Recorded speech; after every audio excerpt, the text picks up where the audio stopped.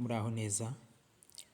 Uyu munsi rero natekereje kubaha imbata nkomatanyo, uburyo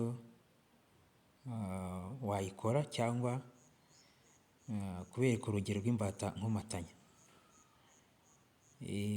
Murabona iyi ni imbata nkomatanyo y'icyumweru cya gatatu, icyumweru cya kane, igihembwe cya gatatu, umwaka wa gatatu w'amashuri y'incuke. Ubwo rero uraza ukajya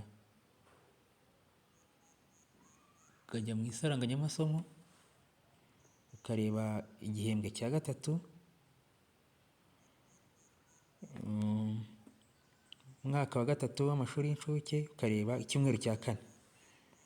Hariya baratubwira ko inyigisho ari ibidukikije byakozwe na muntu. Ubwo iriya ni insanganyamatsiko nini, noneho umutwe ibikorwa by'abantu n'ibidukikije. Noneho hirya hariya ubushobozi, buri bushobozi aba ari intego,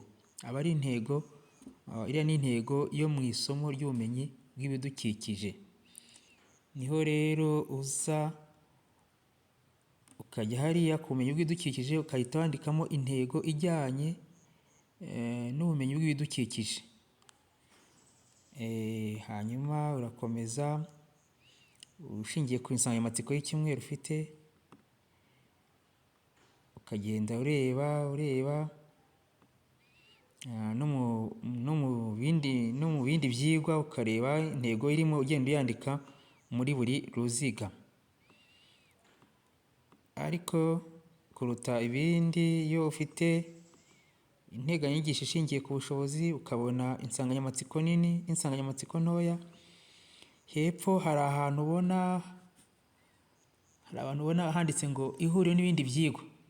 Hagenda hagufasha kugenda ubona ibyo wuzuza muri izindi nziga, hanyuma ibindi nawe ugakoresha inyurabwenge nk'umwarimu.